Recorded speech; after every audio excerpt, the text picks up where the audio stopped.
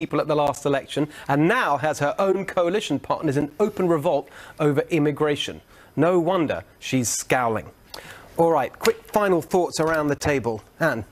Well, you know I'm sad we're not talking about the IG's report, so I just wanted to mention the funnest thing in the IG's report, I think, is that because the FBI was trying to protect Hillary, that's what caused all the problems. They didn't look at her emails on Weiner's laptop because, oh, we'll get to those after she's president. And that's why it ended up breaking right before the election because the Southern District's office called and said, what are you doing? Right.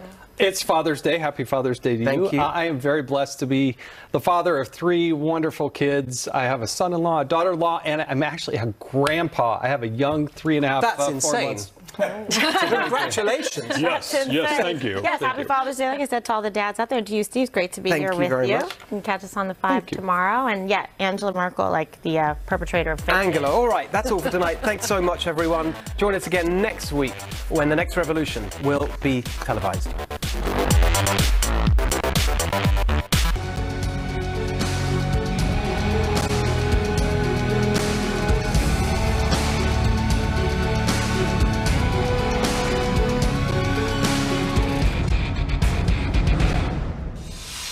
Hello, America. I'm Mark Levin. This is Life, Liberty, and Levin.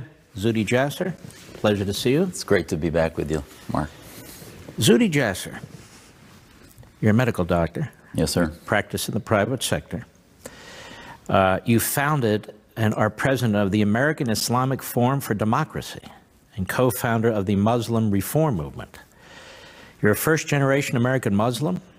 Your parents fled the oppressive Ba'ath regime of Syria in the mid-1960s for American freedom. You're a patriot. You earned your medical degree on a U.S. Navy scholarship at the Medical College of Wisconsin in 1992. You served 11 years as a medical officer in the United States Navy.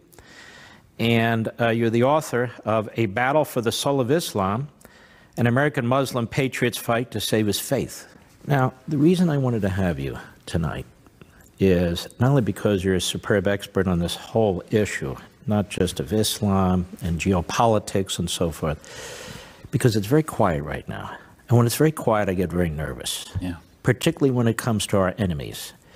And while we're focused, rightly so, on North Korea and some of these other challenges that we have in this country, Al-Qaeda's not quiet, ISIS isn't quiet, Hamas isn't quiet, Hezbollah isn't quiet, the Muslim Brotherhood's not quiet. They're all operating, they're all plotting their next attack on our allies and the next attack on this country. And what happens is people say, well, why weren't we talking about this? Why weren't we thinking about this? Why weren't we ready? So I want to talk about it. But let's start at the beginning. Sharia law. What is Sharia law? Mark, it's great to be with you. And, you know, the Sharia is Islamic law, Islamic jurisprudence. And one of the reasons my parents escaped Syria and came here was they viewed the American experiment, the American laboratory, about the ability for individuals to define their faith, define which of the laws in their faith they'll accept or reject, as being the type of society, the type of nation they wanted to belong to. So they rejected their Syrian nationalism, which was failed and has now continues to prove to be one of the worst tyrannies in the world. To come to embrace an Islam that was their own making, their own practice. So Sharia is the Islamic jurisprudence that is the laws that have evolved from 7th century Islam. So I would be deceptive or lying to you if I said Sharia was compatible with American law.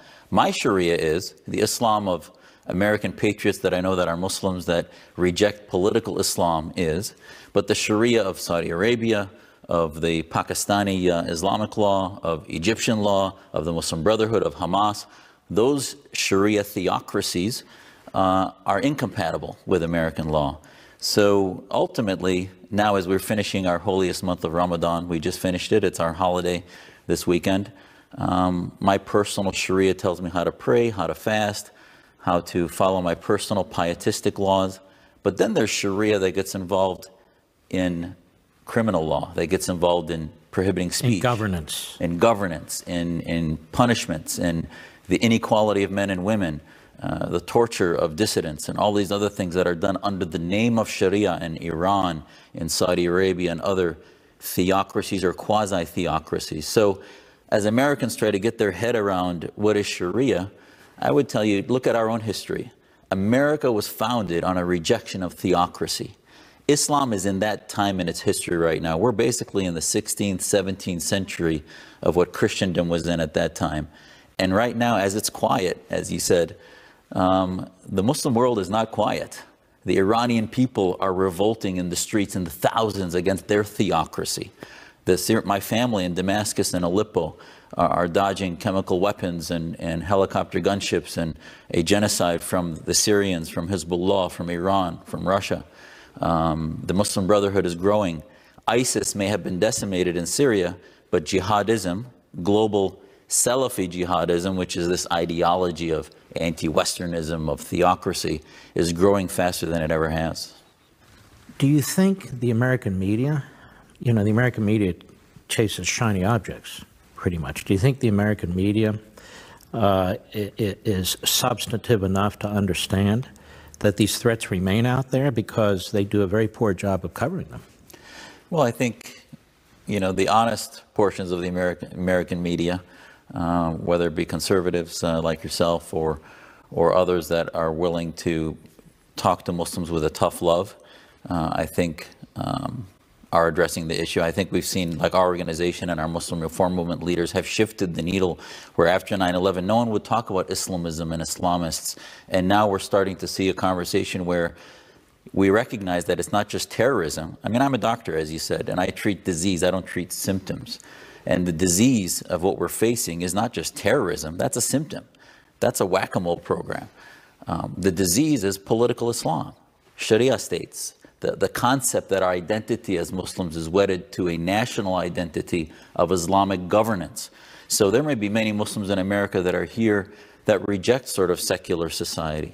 So the American media, and I think especially on the left now, if you get away from their 95% Trump derangement syndrome, where they're focused too much on completely ignoring the global issues that are continuing to evolve, the rest, because of the influence of foreign governments, Islamic states, and their funding of think tanks, especially on the left, the Clinton Foundation and their money from Qatar and the Saudis and others, and we see also this problem on the right, we are unable to have a honest conversation about the influence of Islamic movements and Sharia-type movements in our country and the influence on changing the narrative. And until we look at that problem and fix it, we're never going to treat the disease. It's a problem I want to get to in just a second. You talked about the founding of America. John Locke, the Enlightenment, religions most have gone through this Reformation period. So there isn't this conflict between the Enlightenment and people of faith and religion. You're saying not so with a lot of the Muslim world. In the United States, we have this First Amendment. It's really quite brilliant. The free exercise of religion, but no establishment of religion. And it was based on, like much of the Constitution, Judeo-Christian concepts. But not just that. Aristotle, Cicero. Cicero wasn't a Christian, per se. I mean, it was the Romans who killed Christ. Mm-hmm.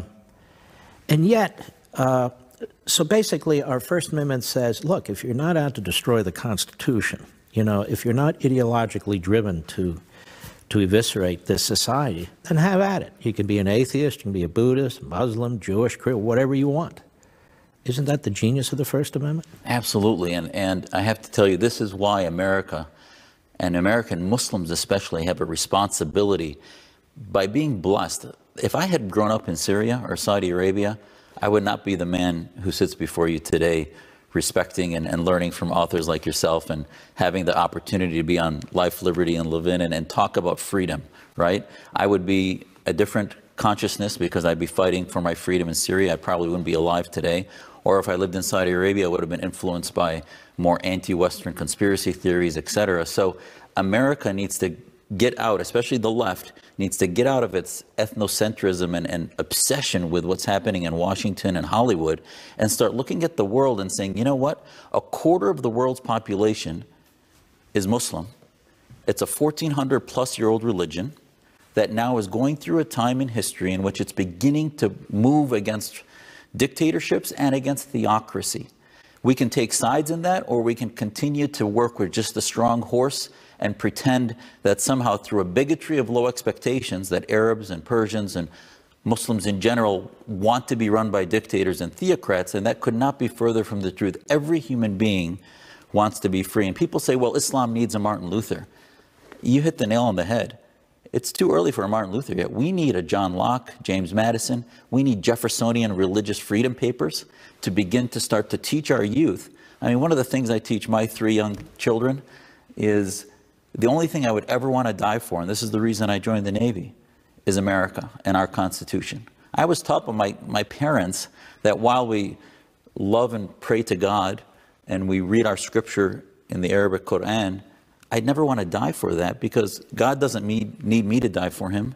And my scripture is between me and God. I don't need a state to have that as a constitution. What the state needs to do is protect my individual rights to speak, to practice, or reject any parts of the faith that the men in beards and long robes want to ram down my throat. So that's the beauty of the American experiment. And we have a responsibility in this country, living in this blessed freedom, to give back to the world and start to put forth a form of Islam. And that's what our Muslim reform movement is about, is using the free market of ideas that exists here to begin to have critical thinking and pushing back against. Right now, there's only 4 schools of Sharia in Islam, of Sunni Islam, and only a couple in Shia Islam. Back at the beginning of Islam, there were thousands of schools of thought. So how do people expect Islam to do away with its ISISes and its Muslim Brotherhoods if there's no critical thinking? And in the laboratory where we can do it, the left wants us, with their red-green axis of the left and the Islamists, to not have critical thinking and say anyone that looks critically at Islam is a bigot, is an Islamophobe, and this victim grievance narrative that dominates who I am as a Muslim, when in fact we need tough love to say, you know what, if you know Muslims that are your neighbors and your friends, ask them what they think about theocracy and what they're doing to change the consciousness for their children and what their legacy will be. Why do you think that reporters, so-called journalists, many of whom are of the left, why do you think they don't want to have that conversation? Because every minority group to them is a tool for pushing forth a collectivist movement. Whatever it is, they exploit it.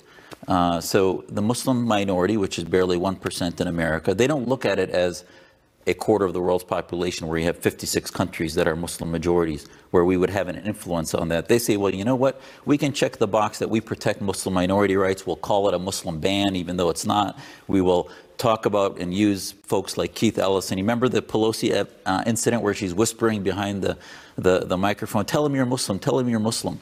That's all that matters to them. It's an identity politic. And they exploit identity politics in order to use us as a hammer against the right, so that they can obsess into saying that they are the answer to bigotry and et cetera on the right, which could not be further from the truth.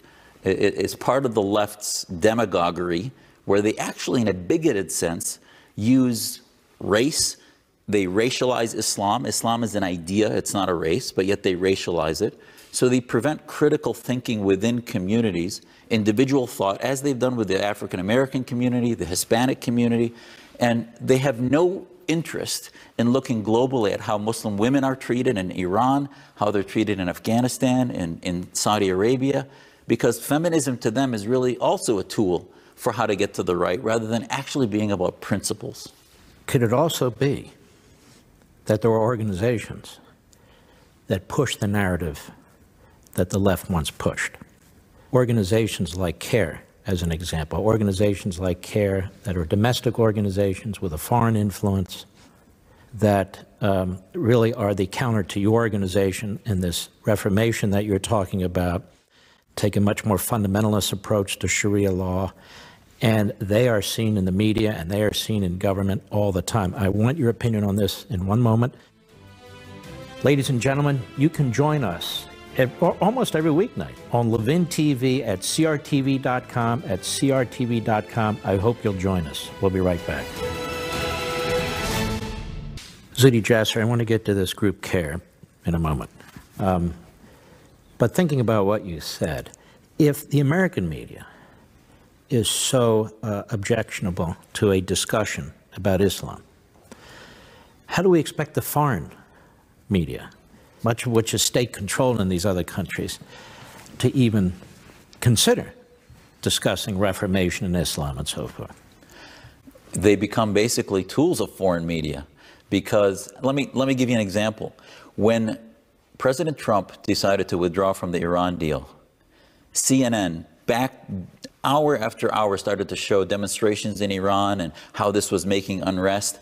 They were basically showing exactly what Iranian state media wanted them to show, which is the staged rallies that were happening, the burning of the flag and other things, which is what our enemies want. So at the end of the day, our media, when it doesn't have a compass about constitutional principles and about universal human rights, now all of a sudden we're hearing about that with North Korea, when in fact when Obama was selling the farm to Iran and handing them billions to do genocide in Syria and propagate terrorism around the world, nobody talked about human rights. But now all of a sudden they're doing it because to them the axis of their ideas is all about how to get the right and how to demonize everyone who is against their party, when in fact it's not about principles. So I hope ultimately, as we've proven in the last election, the American people are not stupid. They understand what the realities are, who to trust and who not to, and the left is going to continue to wither on the vine of false narratives, because a candidate who was elected by fighting the establishment, which is, I know what we're going to talk about with CARE, the establishment in the Muslim community is evil, is theocratic, and are not friends of America. Well, let's go there. This organization, CARE, was established in a meeting in Philadelphia, wasn't it? Give us a little bit of history, because CARE shows up everywhere. In the Obama administration, it showed up at the Department of Justice, it showed up at the White House, it showed up at the Defense Department.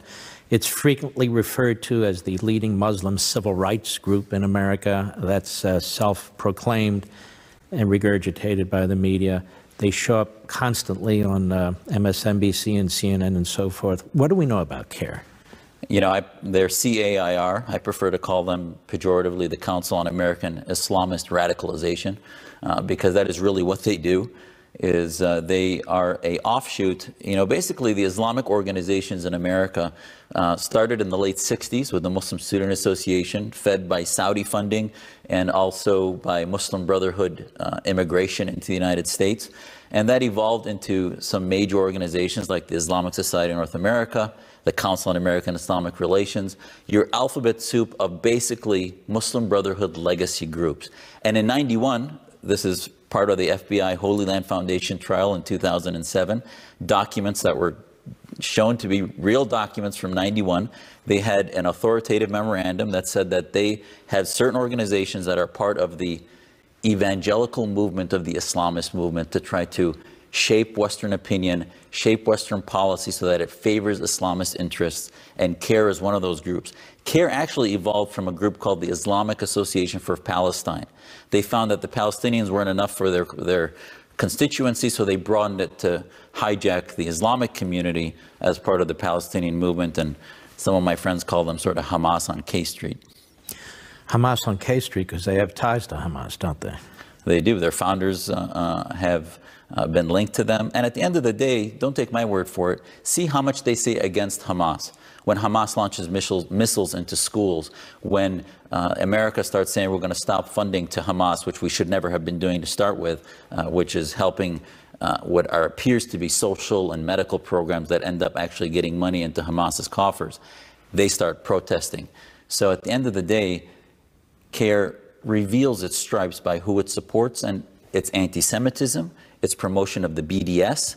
I mean, just a few weeks ago, the Argentinians had to pull out of a soccer match in Jerusalem because the BDS movement ended up terrorizing them. What's the BDS movement? BDS is the boycott, divest movement that basically is trying to globally oppress the free markets of Israel by telling companies to divest from investment in Israel. And it basically reveals that they're trying to use all of the economic power of Islamic regimes, from Turkey to Saudi Arabia to the Palestinians and others, to try to put pressure on Israel. And I think Americans, this is another thing we're missing, is that it is a front for anti-Semitism and Islamic movements that we need to stand by our ally Israel and push back against. This anti-Semitism you bring up, it's spreading in America, isn't it? On college campuses, universities, and do you think these organizations, these Islamic organizations or Palestinian organizations, do you think they're promoting this sort of an attitude? They are, because they come across as being the only voice of Muslims. But I'll tell you, that's changing. I mean, from when you and I started talking after 9/11, today, I just spoke at Duke a couple months ago. And, you know, for days, the Students Association were protesting me coming in. I was being brought in by a number of the freedom-based organizations, college Republicans and others. And they simply pushed back and said, oh, because the title of my talk was American Muslim Identity, Patriots or Insurgents. They said, oh, that's demonization, there's no binary. And the Muslim students protested, they had a sit-in, etc. But then after I gave my speech about how much I love my faith and how much it's patriotic to push back against Islamists, the coverage from the student newspaper was actually pretty positive, even though it was horrifically negative before I got in there. So all I can tell you is that when we're given a platform, they can't, at the end of the day, honestly call me an Islamophobe after they listen to what I say and the narrative of what I really believe in as a God-fearing, patriotic American Muslim who feels that our community globally has been hijacked by these political Islamist movements. And the universities, I think, is ground zero of this speech debate. As so many have seen, the Islamists and the left suppress free speech and create this climate where we can't even have an ability to disagree with one another because they call you a hater, a bigot, etc., and they shut down any type of critical thinking. Why do you think the left, the Marxist left, the progressive left, the Islamist movement, as such as it is, why do you think they're so frequently on the same side of policy and political issues? Because A, they're collectivists. They're both collectivists. And B, it's the shortcut of suppressing ideas that would defeat them. We've done debates against the imams where I've done Lincoln Douglas type debates at various universities. I did a debate against the Muslim Public Affairs Council last January about the necessity of the Muslim reform movement. And almost every Muslim that saw that debate said, you know what, now I understand what you guys believe. And I said, well, yeah, they're trying to present me without paying any attention to our message. So at the end of the day, the left, the Islamists are collectivists. This is why they work well with dictatorships, with socialists and others. It's all about collectivizing control of thought and preventing freedom, individual thought, and what really conservatism is all about. So much for freedom of the press. You know, we have the press in this country, 90% of it, I think, is of a groupthink type, which you're talking about here. And they claim that they are defending the First Amendment and freedom of the press, when in fact, as you've also pointed out, they squelch and they suppress opinions that they personally do not agree with. We'll be right back. Live from America's News headquarters, I'm Lauren Green.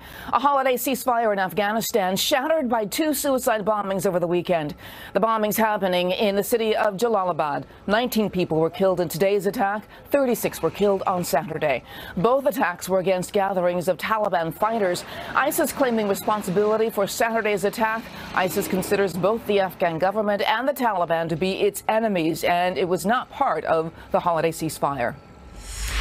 Brooks Koepka has won the 2018 U.S. Open, his second U.S. Open victory in a row. Koepka is the first golfer in 29 years to successfully defend the U.S. Open title and only the 7th person to ever accomplish the feat. He edged out England's Tommy Fleetwood by a single stroke. Koepka now moves up to the career best 4th place in the worldwide rankings. I'm Lauren Green. Now back to Life, Liberty, and Levin.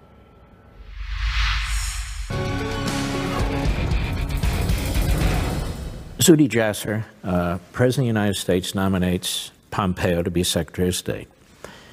He soon thereafter appoints John Bolton to be his national security advisor. He appoints as Bolton's chief of staff a fellow by the name of Fred Fleitz, who's used to work at the CIA and so forth.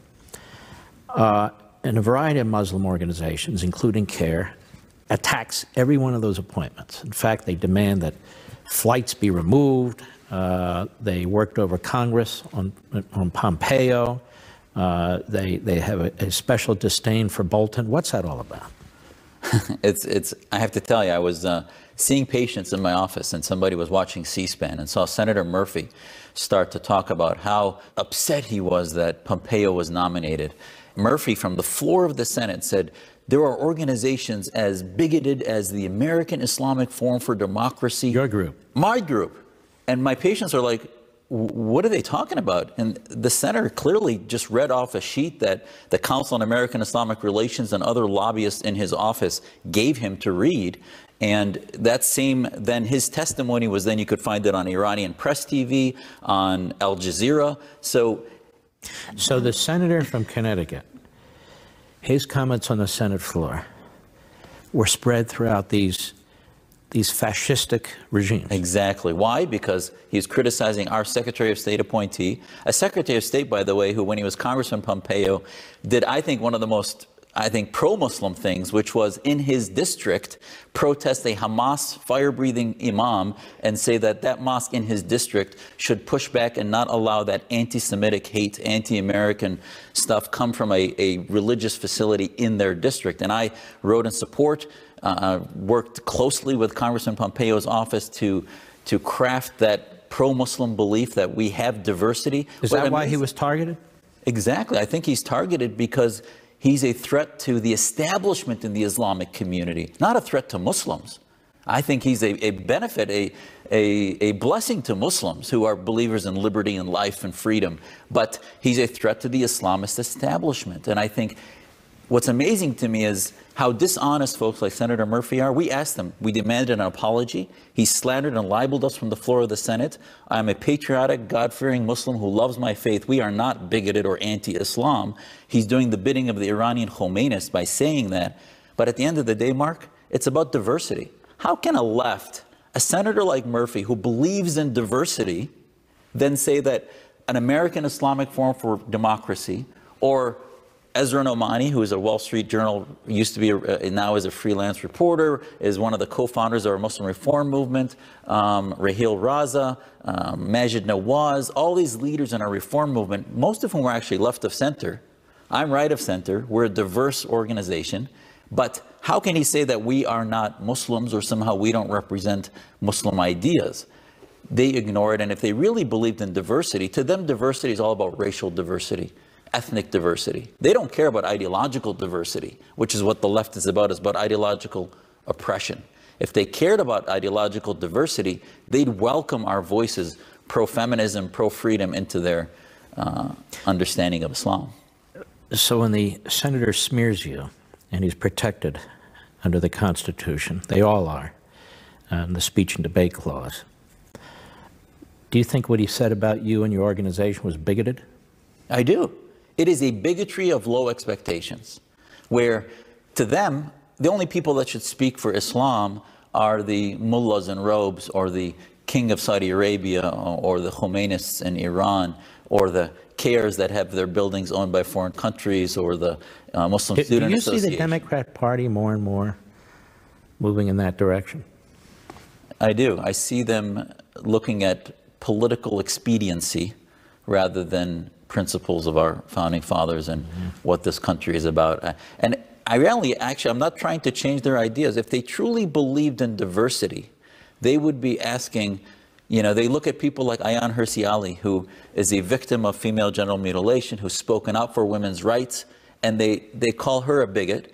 The scam that is the SPLC targets Muslims. Southern Poverty Law Center. Yeah, the Southern Poverty Law Center supposedly speaks out against bigotry, when in fact Majid Nawaz, who's part of our reform movement, had to sue them, and then all of a sudden their anti-jihad bigotry paper disappears from their website because their lawyers probably told them, you know what, you're targeting Muslims in that, and sort of exposing the fact that it's a scam. It's not about bigotry. It's simply a tool. Are most of your battles with the institutional left, the media left, the left in the Democrat Party, most of your battles in this Islam reform movement with the left? It is, the vast majority of them. And I think we need to lob it over them. I think we sometimes give the CARES of the world and the Islamists and the left a little too much credibility and too much attention. We can lob it over them because the Muslims in the streets of Iran are thanking President Trump for withdrawing from the Iran deal. The dissidents in the prisons of Egypt and Saudi Arabia and Syria and Turkey are applauding the fact that now there's a president and a leadership in America who's ignoring the identity politic, and they realize that Islam is not a race, it's a diverse ideology that needs to begin to have other dissident voices heard. It's very interesting you should say this, because about a month ago I was in Israel when they moved the embassy to Jerusalem. And the Israelis love President Trump. And there were posters all over the country for President Trump. And when I returned to the United States, none of that was presented in the American media. None of it.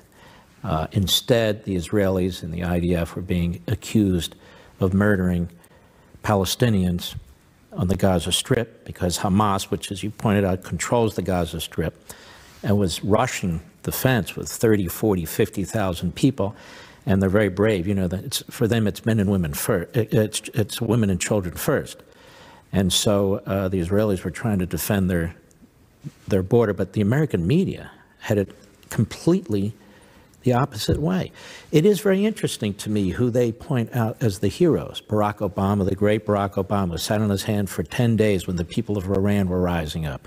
The great Barack Obama with his red line while the Syrians were being killed with chemical weapons, all kinds of destruction, and so forth and so on. We'll be right back. Welcome back. Zuhdi Jasser. The Iran deal, such as it, we still don't know everything that was in this Iran deal with all these secret side deals, but we do know that what the Iran deal did is take all the sanctions that the Bush administration had placed on Iran, which were crushing its economy, destroying its currency, pretty much on the brink. You have the people of Iran rise up for over a week. And then we get to a point where President Obama and John Kerry negotiate this deal with the Europeans and the Iranians and the Russians. $150 billion flows into this country, not to mention $1.7 billion in ransom money. And the controls of what Iran's going to do are either nebulous or really non-existent. And Iran is guaranteed to have nukes in a decade. The president is universally criticized in Europe, almost universally criticized by the American media. What do you make of this?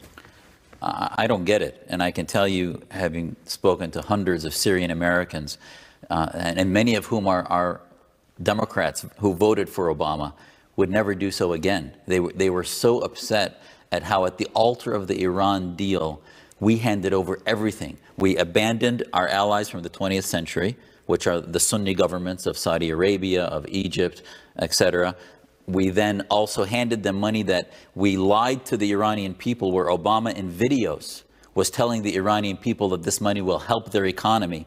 And this year, in January 1st, when the revolution restarted again, this green revolution, this time it's not just in Tehran. The revolution was happening in front of the theocratic teaching centers in Qom and other cities of Iran where the clerics are taught. That's what's amazing about this latest revolution in 2018. That started way before we pulled out. So the Iranian people in that revolution were holding signs saying that stop sending money to Syria to kill Syrians. We need it here in this country. So we handed them money to spend more on short and long mid-range missiles, to fund Hezbollah, to spread global terror. We abandoned many operations globally to try to get to Hezbollah at the altar of the nuclear deal. We then allowed companies to come into Tehran and begin to open up shop, like Boeing and other European companies, which never works to bring down a regime, actually helps to strengthen them.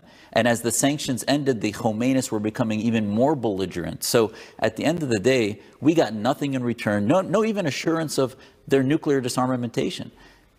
At the end of the day, we were more insecure. And now within months of us pulling out of the deal, the Iranian people are starting to see their economy weaken, which is actually helping them destabilize their government, and they actually see a light at the end of the tunnel. They're extremely thankful. The people of Iran, who we would share our values with, are thankful of what President Trump John Bolton and others have done now. And I think there is no, I don't know what planet the left is living on and thinking that somehow that was wise. I think we're proving now that the best anti-nuclear program would be to destabilize that regime and hopefully have a revolution to bring forth more democracy. This civil war, it's more than a civil war. These battles in Syria, these taking place, has really exposed Turkey, hasn't it? And Erdogan, who has become a fascist. Still an American ally, apparently. He's always been. Erdogan, when he even was running back in early 2000s, said, democracy is a train. You use it until you get to where you want to go, and then you get off. He is a cultish leader of a neo-caliphate that he wants to establish hegemony on. America should really look at suspending them from NATO. He is using language against the European nations where if Austria decides to shut down a few mosques, he basically starts using war language against them. If the Danish decide to outlaw the burqa, he then is starting to belligerently talk against them. So this is a country that we supposedly have a treaty with in NATO, and yet he's using language, hegemonic language about Islamic supremacy, while our families in Syria, if we want to blame, other than blaming the Assad regime, Iran and Russia, any country that radicalized the Syrian revolution was Qatar and Turkey especially. And very briefly, and he's cozying up with Russia, getting weapons from Russia, yep. wasn't he? His latest shipment of missiles were from Russia because he said, well, the Europeans and the West are becoming antagonistic, so I'm going to go to Russia. This guy, the NATO treaty means nothing to him. So if you want to contain him, Americans need to wake up that while we're obsessed with whatever the media in Washington and New York are obsessed with. Daniels and so forth. It is horrifically negligent for us to ignore what's happening in Turkey with Erdogan. While the biggest mosque opened in America today in the last few years, now the largest mosque is in Maryland, which is a diniyet outpost of the Turkish government. Ladies and gentlemen, I hope you'll watch us also on Levin TV. Levin TV, you can catch us on crtv.com. Give us a call at 844-LEVIN-TV, 844-LEVIN-TV. Sign up with our wonderful conservative community over there. We'll be right back. The president has been trashed early on when he wanted to put in place immigration rules that limited, at least for a period of time, individuals coming into this country, refugees, from certain countries.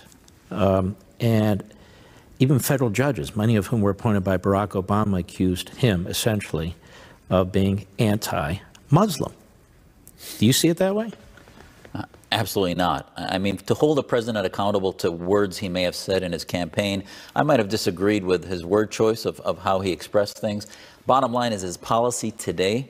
It is absurd to say, I mean, I'm the fruit of Muslim immigrants that came here to practice their faith. So I believe that at the core of Americanism is a pro-immigration sense. But it is un-American to say that we should have lotteries or that we should have chain migration. I don't understand that. Americans who want to be, people who want to be Americans should be welcomed based on ideology. Communists, Islamists, collectivists who don't believe in our American constitutional law should not be allowed in. So an Islamist ban is very appropriate. And the previous administration, not only Obama, but the Bush administration also, have never really articulated how we vet refugees. Is an Islamist ban a Muslim ban? No. While all Islamists are Muslim, certainly not all Muslims are Islamists. And if anyone should be able to get this, Mark, it's Americans. We were founded by Christians who did not want to be theocrats or Christianists. So Islamists are certainly a large plurality among the Muslim population, but they're certainly not a majority. And if they're Islamists, then let them go to Saudi Arabia, let them go to other countries. They don't need to come to America and destabilize who we are as a country because we're just going to welcome people willy-nilly, regardless of their ideology. And those 6 countries, they don't even come close to making up the majority of Muslims in the world. In fact, the largest Muslim countries weren't even included. Yeah, 56 countries have Muslim majorities. And to say that that's a Muslim ban is just absurd, and it's insulting to Muslims. It's insulting to the Muslims in prisons in those countries. Many of the folks who get out are actually sent by their regimes to infiltrate, as the Turks do, in their policies, if you will. So I think there's nothing more pro-Muslim than saying, you know what, if you believe in the Western narrative of freedom and liberty, welcome to the West. If you don't believe in our way of secular liberal democracy, then you're not welcome here. And by the way, that's the way it used to be across the board. We'll be right back.